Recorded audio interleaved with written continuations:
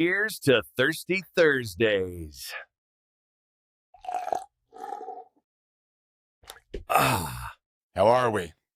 Let's do this. Got your cans? Ooh-wee. Listen, I went with Arctic snow cone today. You want to know why? It's snowing here. Yay! So I already have my dream ready. I'm going to loosen up my shoulders. Yeah, let's do this. You know the drill now. First, we skim the top.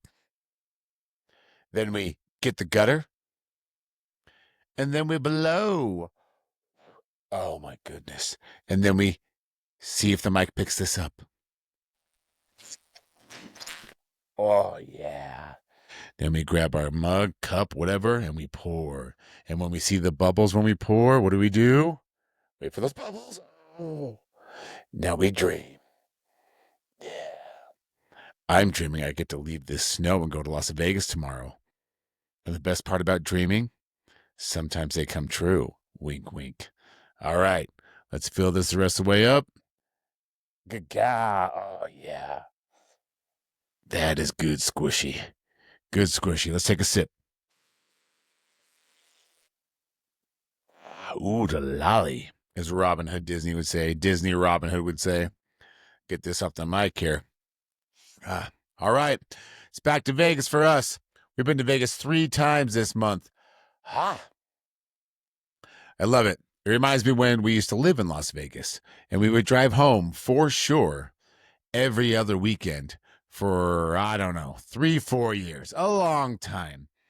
We know the drive well. And before I lived in Las Vegas with wifey, I worked in Vegas literally every week, particularly in the summertime. I'd come home on Friday, wash, clothes, see the family, and then Sunday do the same, and then Monday you're out back to Las Vegas. It was a hard life. I don't envy my my then wife. Yeah, they had some challenges, but the point is, I've driven that road so many times. It's got to be 1,000 times. I'm not exaggerating. You're talking every week since I was 21, 22 till I was 24, 25. And then I started to get back in working into the office a little bit with the family business. And then I went back out on the road because it was like, look, the hourly pay is a little bit better, and I don't know, sitting in that office wasn't for me because there's too many disagreements. We should do this, we should do that. All right, screw it, I'll just go out on the road. Anyway, it's snowing, fam. It's snowing here, so my dream will come true. Tomorrow we're going to Las Vegas. PowerSlap 19. Ooh-wee. So let's talk about it. Squishy. This past week, all about PowerSlap, and we're not done yet. So we went to Las Vegas to set up for Sweet Talks Sunday. So get there. Drive wasn't too bad. Weather was good. Get to the D, and the best thing happened. We roll up to shoot Sweet Talks, and our room was ready. This never happens. We always have to wait around for the room to get ready, which is frustrating because in the past we have stayed the whole week. But just look, at the end of the day, let's be honest, fam. This is just the greatest, most fun thing that I do that doesn't produce money. So we had to scale back a little bit, and we could only be there for the one full day. And then I had to come home the very next day. So I drive down Sunday. The room is ready. Hallelujah. We don't have to wait around. So we get up, and it was cool too because I roll up and I see TJ, I see Chelsea, I see Johnny right off the rip. I was like, what's up? Our room's ready. I can't believe it. And all the strikers were waiting around for their room for 2-3 hours. So I think we dodged a bullet, which was quite nice because it's a long day to shoot. And if we have to wait for the room to be ready, it takes even longer. So to give you an idea, It's about 8-ish hours, 9 hours. The first time we did it, it was closer to 10, but we're getting better. But anyway, it's a long day. So the fact that our room was ready when we got there was huge. So we set up, tested everything out. Um, the lights, camera angles, the switchboards, all that kind of stuff. And we actually got the same room we had last time, so we were a bit more aware of the setup. And I think this setup was a bit cleaner.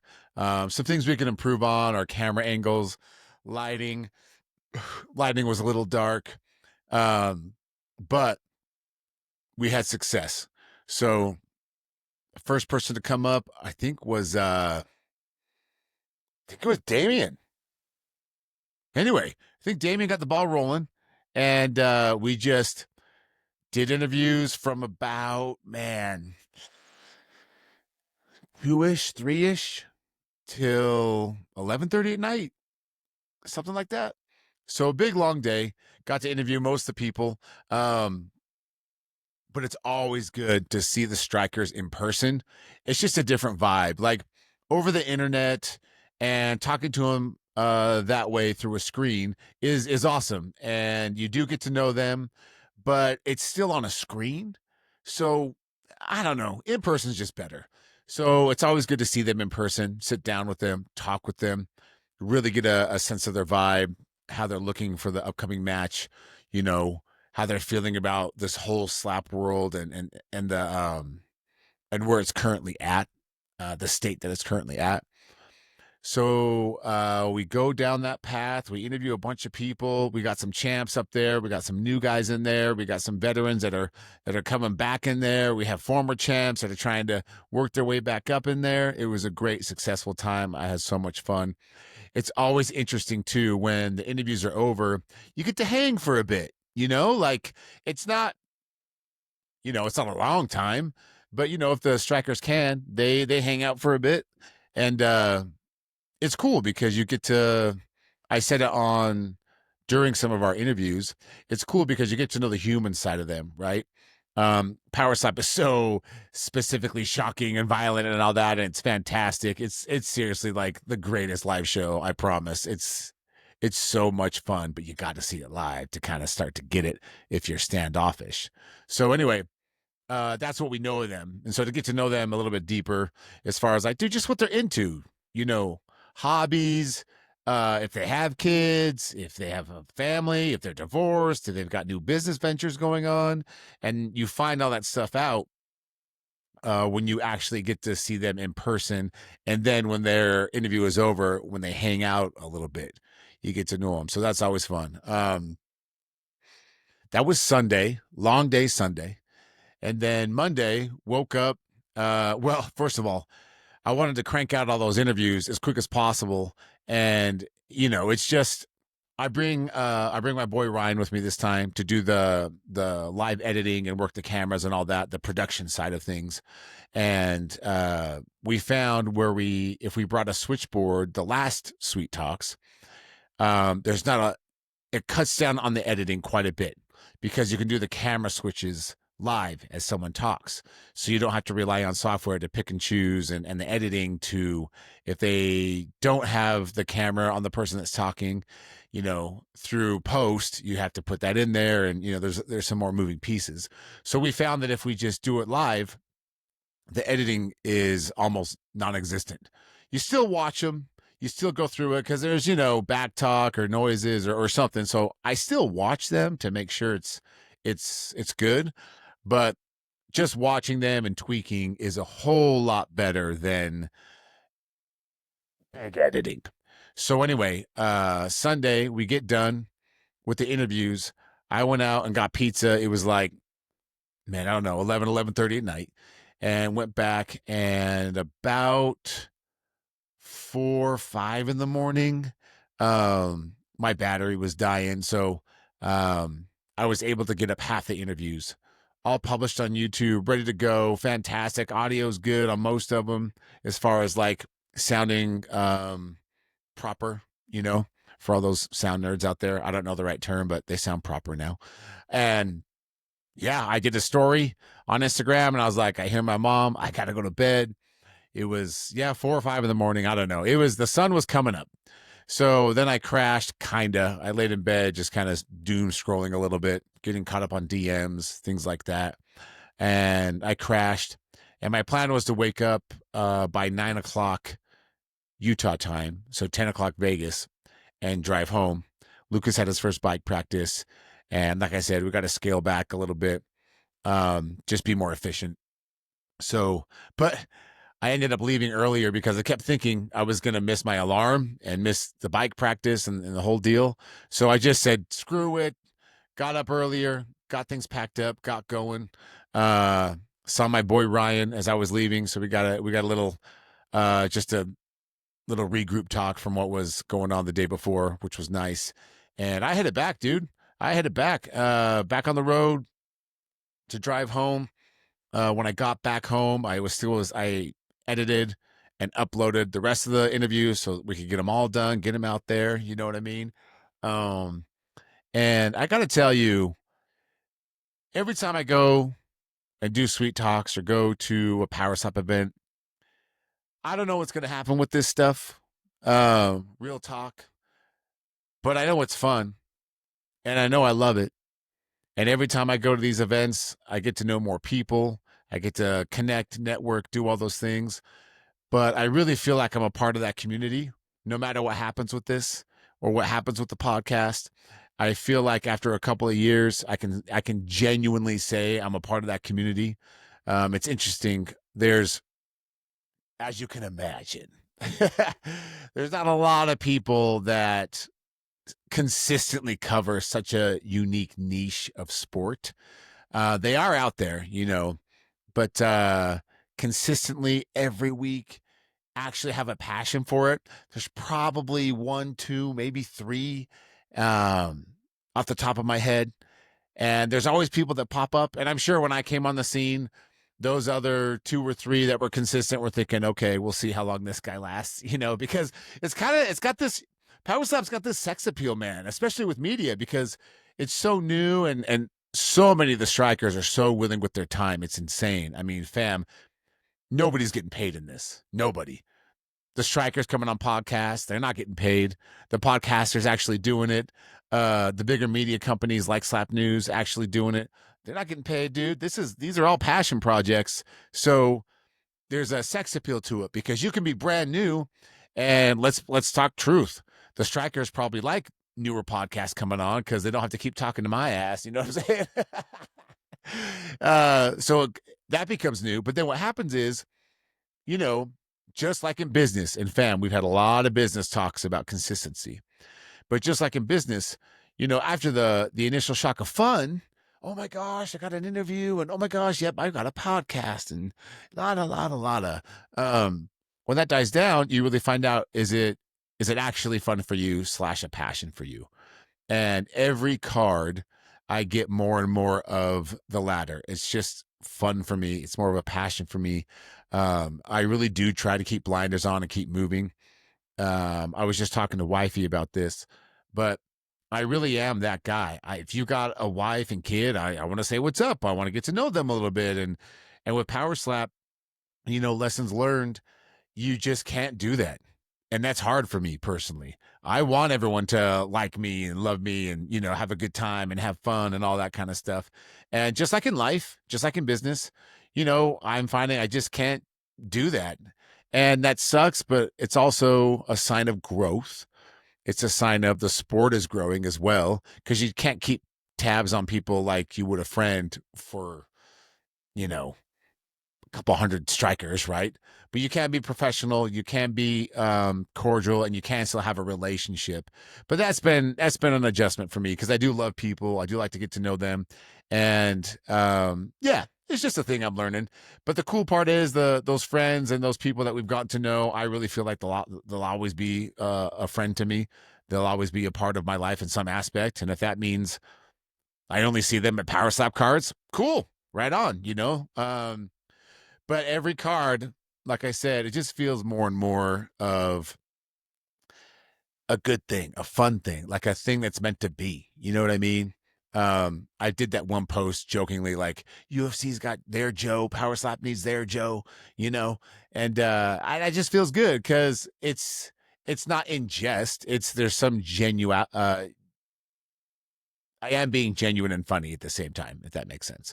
So we're in the thick of it. We're here to stay, and we do what we can. Look, I say we, but it's just me, unless we go to like Sweet Talks or something. I have tried some different companies to edit reels, but it's expensive. It's not crazy expensive depending on what you're doing, but the point is, it costs money. The timing is never on time, ever, which is hard, and so I have to do it on my own for the most part, and it sucks because I just it doesn't suck. Let me dial back. It doesn't suck. I love it. I just wish I had that skill set to crank them out faster and in the way I like. So like highlight some guy striking as I'm doing their openings, their intros, and as it grows and more content comes on, you just do what you can. And I couldn't be more thankful. I couldn't be more it sounds I don't know if this is weird, fam, but I could be more pleased. Like the strikers with their time, the people that actually work for the brand itself, PowerSlap, they've all been so nice. They've been, frankly, they've been helpful. And I think that's what this is all about. This fight game is weird, bro. Like, in the sense of you just find out certain things you didn't know. And when you find out those things, you just got to start to jig and adjust and pivot. But overall, man, positivity reigns. I would say helping one another out reigns, and the lesser of it is all the weird shit, the cattiness or jealousy or whatever. I just had no idea that would be a thing, and it is, just like in life, just like in business, and but that's a small part of it. So I try and focus on just having a good time, covering the sport as good as I can. I'm never dishonest about if I forget what number they were on or who they were going up against, or if it's not that, if they won or lost in the moment, because a little behind the scenes, I do make notes for interviews, but I like it to be natural, And I feel like if I'm looking at those notes too much, then it's not a natural conversation. And for the strikers listening, maybe you can comment, but I feel like it's good for them too, because if I say someone it was a draw or something like that, and it actually was a TKO or something. This hasn't happened specifically, by the way.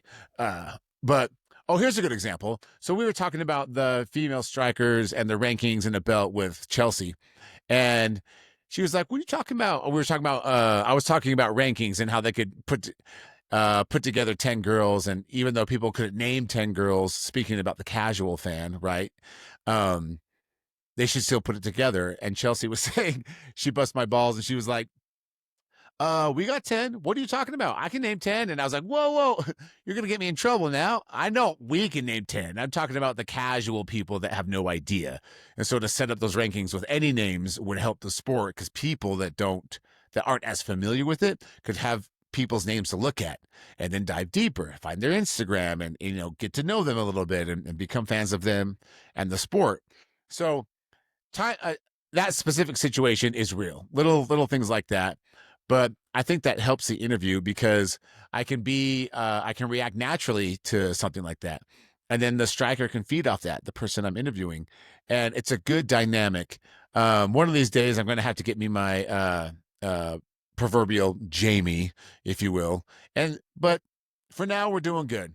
When we really need an actual producer, yeah, I would love one now. But, right now, I'm good doing it all myself. I like it. It can be stressful, not because of the act or whatever. It's stressful because you want it to be the best that you can do, and that's where the passion comes in. That's where the love of all this comes in. From the very beginning, I posted stories about fuck the clicks, fuck the views. I mean, that's real, right? And then there was this brief moment where I was like, oh, I only got this or whatever. And luckily, I'm self-aware enough to know that, oh, that's not why we're doing this. What the fuck? What do you mean clicks and views? Who gives a shit? Do you love PowerSlap? Yeah. Do you love talking to people? Yeah. Do you love the networking and all that shit that comes from it? Yeah, I do. All right. Fuck the views, fuck the clicks. Let's keep moving. But one day we will definitely need to get a producer on here and start growing. But until then, and having an amazing time. Sweet Talks was successful this weekend. I put out in my stories that we're going to try and stay the whole week, the next card, so I can hit up the tailgate party. I missed the last two, I think, which sucks. Because I just love being involved in it. I really do.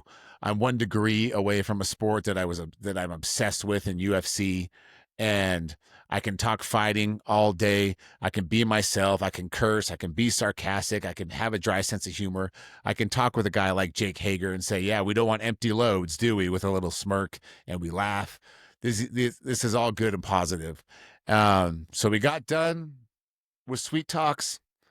We drove home. I made it to the bike practice, was able to pick Lucas up, and here we are 1 day away from going back. For PowerSlap 19. We're going to wake up in the morning, drive down. We're not flying this time. And we're going to be able to see the new venue at the Chelsea. I've seen, so the weigh-in setup was pretty cool. It's looking more and more like UFC as far as like the setup. You know what I mean? And that's exciting because it shows we're slowly going the right direction. Look, fam, we're still very small. We're in the thick of it. Views wise, TikTok, Instagram, YouTube. If you know anything about PowerSlap, you know that it gets a shitload of views. Nobody can touch it. And you can believe those stats. You cannot believe those stats. But at the end of the day, the stats are on paper. So, you know. But as far as the sport and the fans and the venues and all that kind of stuff, we are growing, but it's bit by bit, and it's exciting. So right now we're at the Chelsea, and I think we're there within MGM properties for the next 5-6 years. So we're not going anywhere, and we're going to be a part of that. And to be a part of it is so exciting to me, so much fun because I can, you know, there's some ego that's real. If I'm being honest, it does. There's an ego there that likes that, but there's also the heart of you that likes it too. And it's a perfect match. You know, I can say, I know this champ and that champ and this up and comer. And, you know, I was able to put a couple guys on my podcast, Slap Son, and I know it helped them get signed to PowerSlap. And I love that. It's all those things. And to be able to get in that car again tomorrow morning and go to another card, have another fun weekend is pretty cool. You know, I've talked about it a lot on the pod, but in the background with the business and everything, oh shit, son. We've had our challenges, and PowerSlap has been nothing but the nicest break. You know, it's just a nice little getaway from reality, and it has slowly become part of our reality in a pretty big way, and I love that. All right. Well, there's a little behind the scenes of this past week. We're going to wrap this baby up. We're going to head down to Las Vegas again this weekend and party out, see all of our people, and have a great time. Fam, raise up your glasses and remember, the person looking in the mirror, they're going to be okay. Cheers, fam. See you next week.